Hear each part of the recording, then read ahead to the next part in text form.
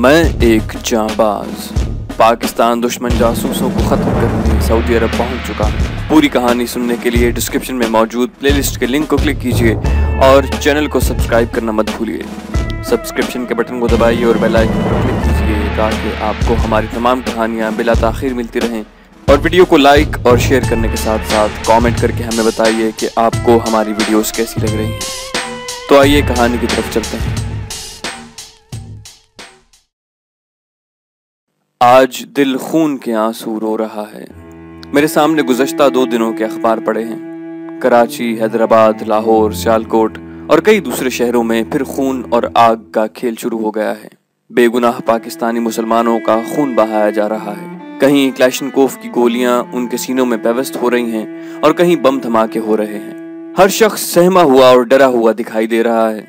यूं महसूस होता है गोया दुश्मन की काबिज फौज अपने फतह किए हुए पाकिस्तानी शहरों में कत्लेआम कर रही है। अगर ऐसा होता तो हम इसे अपने मुकद्दर का लिखा समझकर सब्र कर लेते, लेकिन जब पूरी खबर पढ़ता हूं तो मालूम होता है कि कातिल भारतीय या यहूदी नहीं और ये किसी दूसरे मुल्क से नहीं आए। ये तो हमारे ही हमवतन हैं, मुसलमान हैं और महज इसलिए खून बहा रहे हैं क्योंकि मकतूलीन का मसलक दूसरा है। मैं ये खबरें पढ़ता हूँ तो मुझे महसूस होता है कि मैं गाजी और जाबाज के मिशंस में पाकिस्तान के दुश्मनों के खिलाफ अपने साथियों के हमराह जो भी कार्रवाइयाँ करता रहा हूँ। मेरे अपने साथियों ने, जिनमें बांग्लादेशी, थाई, हत्ता के इस्राएली जासूसा भी शामिल थी, हम सब की शहादतें और कुर्बानियाँ बिल्कुल ज़ाया गईं। मेरा जी चाहता है कि अपनी लिखी हुई तमाम तहरीरों को फाड़ दूं और इस बात पर यकीन कर बैठूं कि मैंने और मेरे साथियों ने मुल्क मिल्लत के लिए जो भी कुर्बानियां दी वो सब रायगां गईं और हमने सिर्फ झक मारी। हम पाकिस्तान दुश्मन ममालिक में दुश्मनों का खात्मा करने में मसरूफ रहे और खुद हमारे मुल्क में मुल्की गद्दारों और जासूसों ने मुख्तलिफ लिबादे ओढ़कर डेरा जमा लिया। DMI की हिरासत के दौरान उनके तशद्दुद के नतीजे में सर की टूटी हुई हड्डी, घुटने की शिकस्ता स्टेपनी, आंखों पर लगी हुई चोटें और पेट पर पड़ी लाठियों की ज़रबात ने मुझे आज तक नॉर्मल न होने दिया। मैंने ये सारे दुख इसलिए झेले कि अपने साथियों को बचाऊं और मेरे साथियों ने अपनी जानों की मुस्कुराते हुए कुर्बानियां इसलिए दी कि हमारे मुल्क में गद्दार आग और खून की होली खेलें। मैं आज आपसे पूछता हूं कि आपने कैसर, आरिफ, हाजी मस्तान, यूसुफ पटेल, मोहसिन, मुजम्मिल, इमरान, सिपाही दीन मोहम्मद, सिपाही अकरम, रजी, थाई नंबर 2 अब्दुल्ला और मुझे हुब्बुल वतनी, वतन और कौमियत परस्त गाजी और मुजाहिद होने के जो सर्टिफिकेट दिए और हमारी खिदमात को सराहा, तारीफों के जो पुल बांधे, तो क्या मैंने कभी अपना और अपने साथियों के मसलक का एक बार भी जिक्र किया? हम सब अपने अपने मसलक से थे, लेकिन हमें इस्लाम के अव्वलीन, बुनियादी और मुकम्मल तरीन ज़ाब्ते यानी अल्लाह पाक की वहदानियत, रसूल पाक की रिसालत और ख़त्म नबूवत और कुरान पाक की सच्चाई और हक्कानियत पर यकीन कामिल था और है। उसी यकीन कामिल ने हमें मुख्तलिफ मसालिक का होने के बावजूद एक घूसे की शक्ल दे दी थी, जिससे हमने हमेशा अपने वतन दुश्मनों को नॉकआउट किया। लेकिन अफसोस सद अफसोस कि आज उलमाओं के बहकावे में आकर पाकिस्तानी मुसलमान मसालिक के इख्तिलाफ पर एक दूसरे का खून बहाते रहे। मेरे अजीज दोस्तों, जरा सोचिए, अगर ये उलमा हम मुसलमानों को ये तबलीग करें कि तमाम मुसलमान मुख्तलिफ मसालिक के होने के बावजूद भाई भाई हैं और एक हैं, क्योंकि सब अल्लाह पाक की वहदानियत, रसूल पाक की रिसालत और ख़त्म नबूवत और कुरान पाक की हक्कानियत पर एक जैसा यकीन रखते हैं, तो फिर इन उलमाओं के हलवे मांडे का इंतज़ाम कैसे होगा? ये उलमा जिन्हें अगर मौलवी कह दिया जाए तो ये उसके पीछे डंडा लेकर दौड़ते हैं कि उन्हें मौलाना क्यों नहीं कहा गया। मुझे सिर्फ ये बता दें कि मौलाना की डिग्री दुनिया भर में कौन से दीनी मदारिस और यूनिवर्सिटियों से मिलती है। भारत में देवबंद की दीनी दरसगाह में मुंशी फाजिल और मौलवी फाजिल की डिग्री मिलती थी। चुनाचे आप याद करें कि बाबाए उर्दू मौलवी अब्दुल हक, मशरकी पाकिस्तान असम्बली के मौलवी तमीजुद्दीन खान और बहुत से ऐसे आलिम थे जो फखरिया अपने नाम के साथ मौलवी लिखते थे। अब यकायक ये मौलाना कहाँ से उगाए?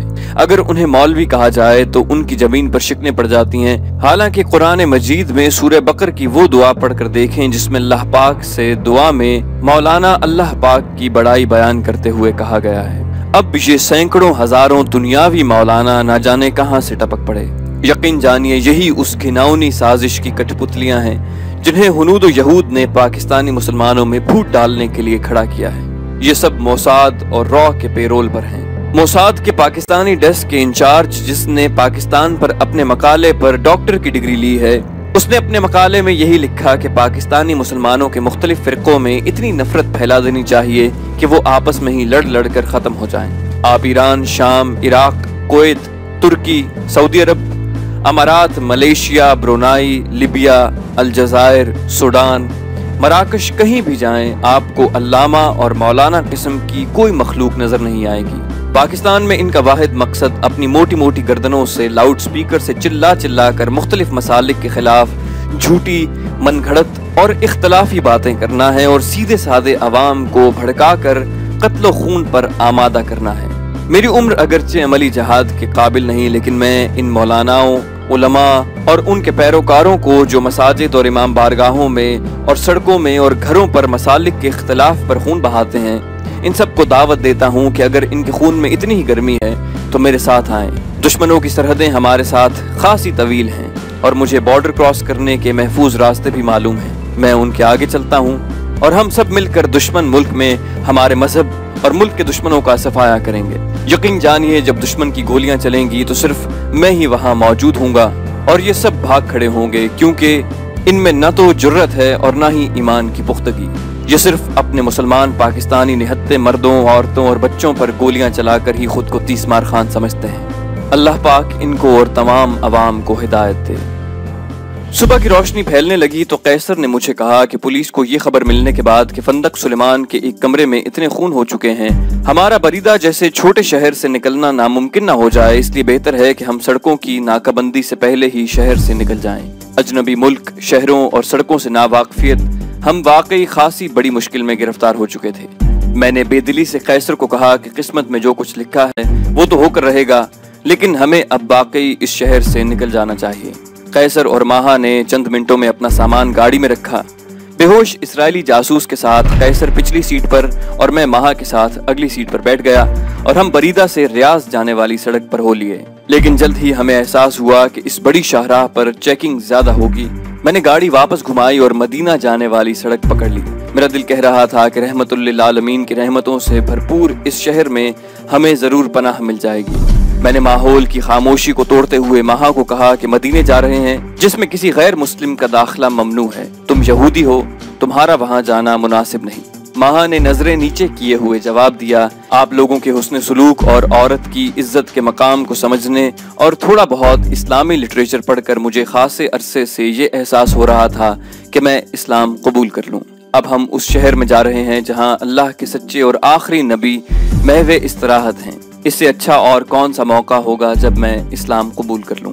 मैंने माहा की ये बात सुनकर गाड़ी सड़क के एक जानिब खड़ी कर दी और माहा को, जिसने पहले ही हिजाब ओढ़ रखा था, कलिमा पढ़वाया। कलमा पढ़ने के बाद माहा ने अपने दोनों हाथ उठाकर दुआ मांगी। माहा ने अपने चर्स और हेरोइन के स्टॉक को अपने सूटकेस से निकालकर सड़क से जरा परे हटकर उस पथरीले इलाके में सुपुर्द आतिश कर दिया। कैसर और मैं उसकी एक एक हरकत को बगौर देख रहे थे। वो बोली कि मैंने इन गंदी नशावर मनशियात को अब हमेशा के लिए छोड़ दिया है। इसराइली एजेंट के जिस्म में हरकत के आसार देखकर माहा ने कहा कि मुझे उसके साथ बैठने दो। मुझे किसी बेहोश को होश में लाने के लिए मखसूस नसों को दबाने की तरबियत दी गई थी। आप लोग बिल्कुल खामोश रहें, मैं इसे होश में लाऊंगी और इससे तमाम राज हासिल करूंगी। कैसर मेरे साथ अगली नशिस्त पर आ बैठा। मैंने गाड़ी स्टार्ट की और मेन रोड पर चंद किलोमीटर आगे जाकर एक छोटी और तंग सड़क पर, जो मेन रोड को नजदीकी देहातों से मिलाती थी, 2 किलोमीटर अंदर जाकर पहाड़ों में एक महफूज जगह देखकर गाड़ी रोक दी। माहा अब तक इसराइली एजेंट को होश में ला चुकी थी और उसके हाथ पांव खोल दिए थे।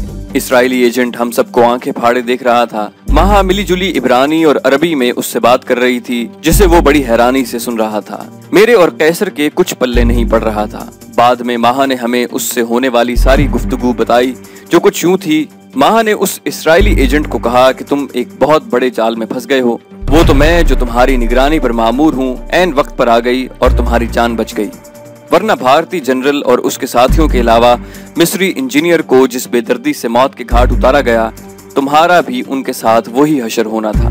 पाकिस्तानी जासूस एजेंसी के पेरोल पर हर कौम और मजहब के लोग हैं। भारतीय जनरल और उसके साथी और मिस्री हकीकत में उन्हीं के एजेंट थे। ये सारा ड्रामा इसराइल से इतनी बड़ी रकम ऐंठने के लिए रचाया गया था। मेरे और कैसर की तरफ इशारा करते हुए माहा ने कहा कि जब हमारे हेडक्वार्टर को इस साजिश की इत्तला मिली थी तो इन दोनों ने, जो हमारी एजेंसी के पेरोल पर हैं, इस जाली कागजात बेचने वाले पाकिस्तानी को हलाक करके खुद उसकी जगह संभाल ली। चूंकि सुलेमान होटल में जमा होने वाले भारतीय और तुमने उस जाली शख्स को पहले कभी नहीं देखा था, इसलिए आप सब इसको ही असली कागजात फरोख्त करने वाला समझ बैठे। मैं होटल के बाहर नहीं बल्कि साथ के उस कमरे में थी जहां सौदा तय पा रहा था। जब कागजात का राज खुलने लगा तो भारतीयों और इन दोनों में खूनी झड़प हुई। तुम चूंकि अपने आदमी थे, लिहाजा इन्होंने तुम्हें बेहोश कर दिया और सारे भारतीयों और मिस्रियों को हलाक करके और तुम्हें जिंदा सलामत लेकर होटल से निकल भागे। माहा की बातों पर इस्राएली एजेंट को एतबार नहीं आ रहा था। माहा ने अपने मोसाद का कार्ड उसे दिखाया और बोली कि अगरचे ये हमारी एजेंसी के उसूलों के खिलाफ है कि किसी को भी अपनी शनाख्त करवाई जाए, लेकिन तुम्हारी तसल्ली के लिए मैं तुम्हें अपनी शनाख्त करवा रही हूँ। मैं मोसाद की एक कोहना मश्क एजेंट हूँ और भारत, खटमंडू, इराक और अबू ज़हबी के अलावा थाईलैंड और मलेशिया में भी अपनी असाइनमेंट पर कामयाबी से काम कर चुकी हूँ। माहा ने उसे मजीद यकीन दिलाने के लिए सीनियर अफसरान और इसराइल के अंदर और बैरून मुमालिक ट्रेनिंग सेंटरों के मुतालिक ऐसे अंदाज से बताया कि इसराइली एजेंट उसके दाम में फंस गया। उसने माहा और फिर मुझसे और कैसर से गर्मजोशी से हाथ मिलाते हुए उसकी जान बचाने पर हमारा शुक्रिया अदा किया। वो पूरी तरह से माहा के दाम में फंस चुके थे। माहा ने उसे याद दिलाते हुए कहा कि हम अभी तक बुरी तरह से खतरे में घिरे हुए हैं। सुलेमान होटल में पड़ी लाशों तक पुलिस सुबह ही पहुंच चुकी होगी और अब हर तरफ कातिलों की तलाश जारी होगी। क्या तुम किसी महफूज जगह तक हमें ले जा सकते हो? इसराइली कुछ देर सोचने के बाद बोला कि हम इस वक्त कहाँ हैं? माहा ने कहा कि मदीना के करीब। वो बोला कि अगर हम जद्दा पहुंच सकें तो किंग अब्दुल अजीज इंटरनेशनल एयरपोर्ट को तामीर करने वाली जर्मन कंपनी में हमारे कई आदमी काम कर रहे हैं, बल्कि जद्दा में इस कंपनी के रिहायशी इलाके में ही डिजिटल हेडक्वार्टर है। दमाम में ऑयल कंपनी में भी हमारे काम करने वाले कई अमेरिकन हैं, लेकिन दमाम यहाँ से बहुत दूर है। इसलिए बेहतर होगा कि हम मदीना से मंबा जाने वाली सड़क पर हो लें और रास्ते में ही जद्दा वाली सड़क पर मुड़ जाएं। मैंने माहा को कहा कि उसे कहे कि हम पहले मदीना चलते हैं और वहाँ एक आध घंटा गुजार कर जद्दा के लिए रवाना हो जाएंगे। इसराइली ने मुझे अंग्रेजी में मुखातिब करते हुए कहा कि अब जबकि तमाम बातें साफ हो चुकी हैं तो तुम मुझसे डायरेक्ट गुफ्तगू क्यों नहीं करते? मैं अच्छी खासी इंग्लिश बोल सकता हूँ। मैंने कहा कि मदीने में दाखिल होते वक्त तुम्हें खुद को पुलिस चेक पोस्ट पर मुसलमान जाहिर करना और अपनी शनाख्त करवानी होगी। वो हंस पड़ा और बोला कि सऊदी अरब में हम सब मुसलमान बनकर ही आते हैं। मेरे पास मिस्री पासपोर्ट है जिस पर मेरा मजहब इस्लाम दर्ज है। ये कहकर वो अपनी जेबें टटोलने लगा तो मैंने उसे कहा कि तुम्हारी जेबों में मौजूद हर शय हमने सूटकेस में महफूज करके रख दी थी, लेकिन वो सूटकेस लेकर मेरे साथी पहले ही जद्दा जा चुके हैं। तुम यूं करना कि चेक पोस्ट पर पहुंचने पर खुद को मरीज जाहिर करना और दर्द की वजह से कराहना और पुलिस वालों से एक दो फिक्रे अरबी में बोलकर उन्हें मुतमईन कर देना। मुझे यकीन है कि इस तरह हम चेक पोस्ट से बासानी गुजर जाएंगे। मदीने से 14 किलोमीटर के फासले पर हर दाखिली सड़क पर चेक पोस्टें हैं जहां गाड़ियों को आहिस्ता कर लिया जाता है। पुलिस वाले अक्सर गाड़ियों को रोके बगैर ही आगे बढ़ने का इशारा कर देते हैं। हमारी गाड़ी को भी बगैर रोके आगे बढ़ने दिया गया। मुझे बाद में मालूम हुआ कि मक्का में खाना काबा और मदीने में रोज़ा रसूल की तौसी के लिए जो गैर मुल्की कंपनियां काम कर रही थीं, उनमें यहूदी और ईसाई भी शामिल थे, जो इस्लामी नामों से इन गैर मुस्लिमों के लिए ममनुआ दोनों शहरों में मुद्दतों से काम कर रहे थे। मदीने में जन्नतुल बकी के करीब हमने पार्किंग में अपनी गाड़ी लगाई और पहले कैसर और माहा रसूल की ज़ियारत के लिए गए और मैं इसराइली के साथ बैठा रहा। वो वापस लौटे तो मैं गया। दिल की अजीब कैफियत थी। आंखें आंसुओं से लबरेज थीं। जिस्म इतना हल्का महसूस हो रहा था जैसे हवा में उड़ रहा हो। रहमतुल लिल आलमीन, सरवर कायनात, सरवर दो आलम, महबूब खुदा और क़यामत तक के लिए हमारे रहबर के दरबार में मुझ जैसे गुनहगार की हाजिरी। यकीन जानिए मेरा दिल खौफ, खुशी और बेयकीनी की मुश्तरका कैफियतों से दो चार था। मैं जो जिंदगी में बड़े से बड़े खतरनाक कामों में बेधड़क कूद जाता था, यहाँ इतना डरा हुआ था कि मेरे आका मेरी इस हाजिरी को कबूल भी फरमाते हैं या नहीं। इस कैफियत से दो चार मैं हुजूर पाक की जर्री के करीब गया और बेख्तियार होकर जर्री की जालियों को चूमने और आंखों से लगाने लगा। मेरी आंखों से नदामत के आंसू बह रहे थे। मेरे मुंह से सिर्फ ये जुमला ही बार बार निकल रहा था, मेरे आका मेरी हाजिरी को कबूल फरमाएं और मुझ पर रहम करें। मैंने जी भरकर अपनी नदामत के आंसू हुजूर पाक की खिदमत में पेश किए और अपनी कोई हाजत बयान करने की बजाय सिर्फ यही दुआ मांगता रहा کہ हुजूर पाक मेरी हाजिरी को कबूल फरमाएं। मेरी सोच के मुताबिक अगर रसूल पाक किसी की हाजिरी को कबूल फरमाएं तो दुनियावी और आखिरत की तमाम हाजात खुद ब खुद पूरी हो जाती हैं। जर्री से हटकर मैंने 2 रकत नफल अदा किए और थोड़ी देर तिलावत कुरान पाक करके वापस पार्किंग की तरफ लौट आया। पार्किंग के करीब ही एक रेस्टोरेंट से हमने पुलाव और रोस्ट मुर्ग लिए, ठंडे पानी की बोतलें ली और मदीने से मंबा जाने वाली सड़क पर हो लिए। इस सड़क पर कई पेट्रोल पंप थे। हमने पेट्रोल डलवाया। अभी तक हमें किसी पुलिस की गाड़ी ने नहीं रोका था। मैं समझता हूँ कि ये महज रोज़े रसूल पर हाजिरी देने की वजह थी कि हम बीसियों पुलिस पेट्रोलिंग गाड़ियों और चेक पोस्ट से गुजरते रहे और बिला रोको टोक रात 9 बजे के करीब जद्दा में अशराफिया पहुंचे। मुझे धड़का लगा हुआ था कि नामालूम मेरे साथी बखैरियत जद्दा पहुंच भी सके या रास्ते में ही कहीं धर लिए गए। अशराफिया होटल की पार्किंग में मैंने अपने साथियों की दोनों गाड़ियां देखी तो दिल को इत्मीनान हुआ कि वो बखैरियत पहुंच चुके हैं।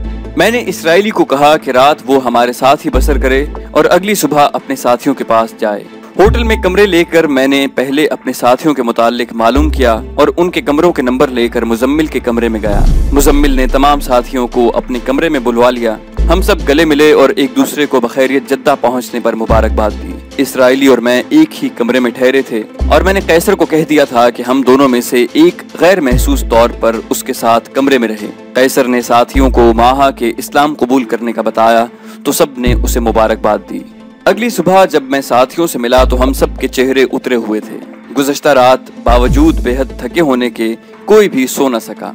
कहा तो किसी ने कुछ भी नहीं, लेकिन साफ मालूम होता था कि सब गिरफ्तारी के खौफ से सहमे हुए हैं। मैंने होटल के वेटर के जरिए अंग्रेजी अखबार सऊदी गज़ट मंगवाया।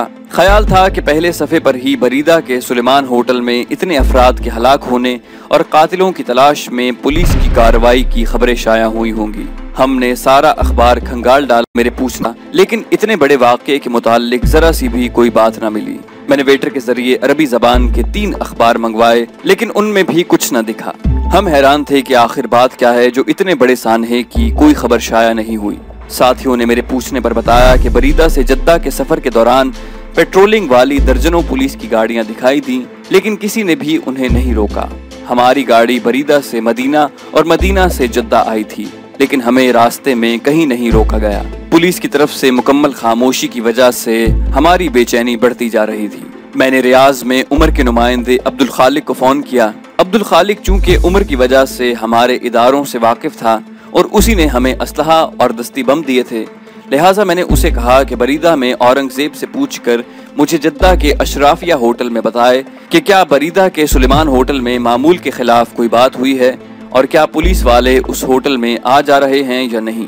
3 घंटे बाद का फोन आया कि औरंगजेब ने खुद सुलेमान होटल जाकर देखा है। वहाँ हर बात मामूल के मुताबिक है और कोई गैर मामूली सरगर्मी या पुलिस की आमदोरफ्त नहीं है।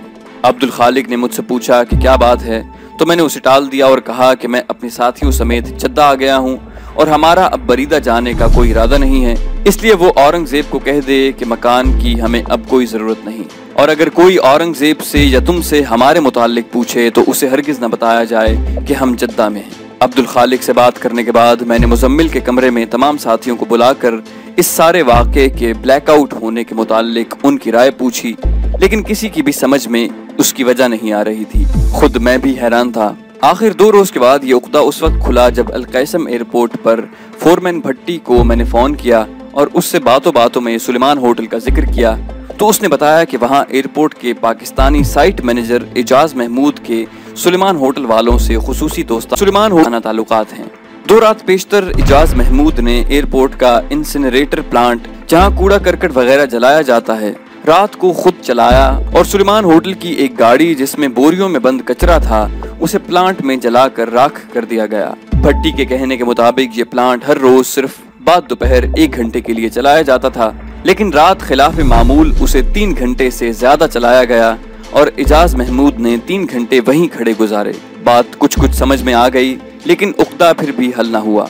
ये कई रोज बाद अब्दुल खालिक ने फोन पर बताया कि औरंगजेब ने अपने तौर पर तहकीक की तो उसे मालूम हुआ कि होटल के एक कमरे में चंद अफराद हलाक हो गए थे और होटल की इंतजामिया ने उनकी हलाकतों को छुपाने के लिए को गायब कर दिया था। सुलेमान होटल का इंतजाम एक मशहूर भारतीय होटलों की चेन के मालिक ओबराय के पास था, जिसके तकसीम हिंद से पहले लाहौर, रावलपिंडी, मरी और पेशावर में A क्लास होटल थे। बरीदा के सुलेमान होटल को उसने सऊदी अरब में मुकीम भारतीय और इसराइली एजेंटों की सरगर्मियों का खुफिया मरकज बना रखा था, जहां उन्हें हर किस्म की सहूलतें और तहफ़्फ़ुज़ मुयस्सर था। भारतीय CBI के एजेंट ने अपनी जान बचाने के लिए ये सच उगल दिया था कि भारतीय जनरल और उसके साथियों को न सिर्फ सुलेमान होटल में मेरे और मेरे साथियों के ठहरने का इल्म था, बल्कि उन्हें ये भी पता था कि बरीदा के एक घर में मेरे दूसरे साथी भी ठहरे हुए हैं और उनका प्रोग्राम था कि मुझसे एटमी फार्मूला लेकर हमें विजय के जरिए चाय में जहर देकर हलाक कर दिया जाएगा और बरीदा के घर पर अचानक धावा बोलकर मेरे बाकी साथियों को भी खत्म कर दिया जाता। CBI के उस एजेंट के बकौल जो खेल आपने खेला, अगर उसमें 2 घंटे की ताखीर हो जाती तो वही खेल आपके साथ खेला जाता और एयरपोर्ट के इंसिनरेटर प्लांट में बजाय उनकी लाशों के आप सबके मुर्दा जिस्म को भस्म कर दिया जाता। होटल की इंतजामिया ने कमरे में लाशों का इल्म होते ही भारत में ओबरॉय से हिदायत ली और पुलिस को इतला देने के बजाय लाशों का वजूद ही मिटा दिया गया, क्योंकि अगर पुलिस अपनी तहकीकात शुरू करती तो सुलेमान होटल में सऊदी अरब के अलावा पाकिस्तान और कई दूसरे इस्लामी ममालिक के खिलाफ भारतीय और इसराइली एजेंसियों की बहुत सी ऐसी कार्रवाइयां भी तश्तज़बाम हो जाती जिन पर अब तक पर्दा पड़ा हुआ था। किस्सा कोताह बरीदा में उस रात होने वाले वाक़यात की सऊदी पुलिस को कभी भी इत्तला न दी गई और ये तो आप जानते हैं कि पुलिस चाहे जहाँ की भी हो खुद कोई कदम नहीं उठाती जब तक कि किसी वाक़े की रिपोर्ट न की जाए। अब अशराफिया होटल में चलते हैं। इसराइली जासूस को माहा ने कुछ इस तरह ज़हनी तौर पर घेर लिया था कि शाम ढले तक वो हमारे साथ रहा। वो बार बार अपनी कंपनी में जाने का कहता और माहा हर बार कोई न कोई उज़र करके उसे रोक लेती। जब शाम ढल गई तो माहा ने मुझे कहा कि अब इस मोसाद के एजेंट को रोकना उसके बस की बात नहीं। हमारे मुताल्लिक तो माहा उसे पहले ही यकीन दिला चुकी थी कि हम मोसाद और भारतीय एजेंसियों के लिए काम करते हैं, इसलिए जब हमने उसे कंपनी की रिहायशी इलाके में ले जाने का कहा तो वो हमारे साथ जाने पर फौरी राजी हो गया। जाहिर है कि इसराइली जासूस के हमरा होने की वजह से उसे हमसे कोई खतरा न था। ड्राइविंग सीट पर मैं और मेरे साथ इमरान बैठा और पिछली सीट पर कैसर और माहा के दरमियान उसे बिठाया गया। चलने से पहले ही हमने तय कर लिया था कि इस इसराइली जासूस से क्या सलूक करना है। जद्दा में किंग अब्दुल अजीज एयरपोर्ट के करीब ही सीमेंट फैक्ट्री के अकब में खाहतफ कंपनी के मगरबी मुलाजमीन का रिहायशी इलाका था। उस इसराइली ने हमें रास्ता बताया। माहा ने उसे बातों में लगा लिया था और मैं रिहायशी इलाके के तकरीबन साथ ही जद्दा के समंदर बहरा अहमर के वीरान साहिल पर पहुंच गया। इसराइली ने बताया कि इस जगह मैं और दूसरे मगरबी मुलाजमीन समंदर में तैरते और स्कूबा डाइविंग करते हैं। मैंने वहीं गाड़ी रोक ली और ये कहते हुए गाड़ी से बाहर निकल आया कि चंद मिनट हम भी समंदर की हवा खा लें। मेरे साथी और इसराइली भी गाड़ी से बाहर आ गए थे। रात का गहरा अंधेरा फैल चुका था और ये जगह बिल्कुल सुनसान और अंधेरी थी। मैंने कैसर और इमरान के हाथों को छूकर अटैक करने का कहा और इसराइली को उस वक्त हमारे इरादों का इल्म हुआ जब हम तीनों ने उसे जमीन पर गिरा लिया था। मैंने इमरान को कहा कि इसके मुंह पर हाथ रखकर उसे चीख मारने से रोके और खुद उसकी नसों को बड़ी मुश्किल से तलाश करके दबाया। इसराइली भी सारे दाव पेच जानता था। उसने फौरी तौर पर अपनी सांस रोक ली और अपनी पूरी कंसंट्रेशन और अपनी सारी ताकत को अपनी गर्दन पर मुर्तकिज कर दिया ताकि उसकी हसास नसें मेरी गिरफ्त में ना आ सकें। उसकी इस कोशिश की वजह से ये नसें बार बार मेरी उंगलियों की गिरफ्त से निकल रही थी। कुछ ही देर में उसके हाथ पांव ढीले हो गए और गर्दन एक तरफ ढलक गई। उसका शनाख्ती कार्ड और दूसरे कागजात जो सुबह ही मैंने उसे लौटा दिए थे, कैसर ने उसकी जेबों से निकाल लिए और इमरान और कैसर ने उसके बेजान जिस्म को समंदर में फेंक दिया। उस जगह पर समंदर वैसा नहीं था जहां समंदर की लहरें दूर से आकर रेत में खत्म हो जाती हैं, बल्कि समंदरी लहरों के बगैर साकिन और किनारे से ही गहरा था। उसकी लाश को समंदर में फेंक कर मैंने जल्दी से गाड़ी स्टार्ट की और साथियों को लेकर अशराफिया की तरफ रवाना हो गया। ये इसराइली जासूस हमारे लिए बेकार और बेहद खतरनाक था, क्योंकि बरीदा की सारी वारदात का सिर्फ ये चश्मदीद गवाह था। हमें उससे मजीद कुछ मालूम तो हो नहीं सकता था, लेकिन ये हम सबको गिरफ्तार करवा सकता था, इसलिए उसे खत्म करना ही हमारे बेहतरीन मफाद में था। होटल पहुंचकर मैंने तमाम साथियों को एक कमरे में बुलाकर कहा कि अभी तो हम बरीदा की वारदात में पुलिस की गिरफ्त से बचे हुए हैं, लेकिन हम किसी वक्त भी पकड़े जा सकते हैं, इसलिए आइंदा चंद रोज के लिए हम अपनी सरगर्मियां बिल्कुल मुअत्तल रखेंगे। और त्रिपाठी और भारतीय जनरल के कागजात से जिनसे भारतीय और इसराइली जासूसों का इंकशाफ हुआ है, उनसे मुकम्मल प्लानिंग करने के बाद दो हाथ करेंगे। فی الحال چند روز ہم مکمل ریسٹ کریں گے اور تازہ دم ہوں گے۔ میرے ساتھیوں نے میری بات کی تائید کرتے ہوئے کہا کہ 2 روز بعد جمعہ ہے، لہٰذا ہم جمعے کو مکہ معظمہ جا کر عمرے کی سعادت حاصل کر لیں۔ اگلے روز ہم نے احرام خریدے اور عمرہ کرنے کی رہنمائی اور دعاؤں کی کتابیں خریدی۔ ہم نے بیت اللہ جانا تھا جہاں دونوں جہانوں کے خالق اور مالک کا گھر ہے۔ یقین جانیے ہم بہت ڈر رہے تھے، کہیں کوئی بے ادبی نہ ہونے پائے، کوئی چوک نہ ہو جائے۔ ماہا بھی نہ صرف خود اپنی تیاری کر رہی تھی بلکہ عربی زبان میں لکھی ہوئی دعاؤں کا ہمیں انگریزی میں ترجمہ کر کے سنا رہی تھی۔ سپنا یہ سب کچھ دیکھ رہی تھی، اس سے ضبط نہ ہو سکا اور وہ روتے ہوئے کہنے لگی کہ ایک میں ہی ایسی بد نصیب ہوں جو یہاں آ کر بھی تہی دامن واپس لوٹ جاؤں گی۔ میں بھی مسلمان ہونا چاہتی ہوں، سچے دل سے آپ کو کہہ رہی ہوں کہ مجھے مسلمان کر لیں تاکہ عمرے کی سعادت میں بھی حاصل کر سکوں۔ سپنا کو مسلمان کرنے کی ذمہ داری بھی مجھ پر ہی آن پڑی۔ اس نے غسل کیا، نئے کپڑے پہنے اور میں نے اسے کلمہ پڑھوایا۔ اس کے اسلام قبول کرنے کی خوشی میں ہم نے مٹھائی منگوا کر سب میں تقسیم کی۔ اپنے گھروں سے ہزاروں میل دور اور اپنی زندگی کی بازی لگائے ہوئے ہم سب ایک گھرانے کی طرح تھے۔ ہماری خوشیاں بھی سانجھی اور غموں اور دکھوں میں بھی ہم برابر کے شریک تھے۔ تو دوستو، یہ تھی ہماری آج کی کہانی۔ امید کرتے ہیں آپ کو ہماری کہانی پسند آئی ہوگی۔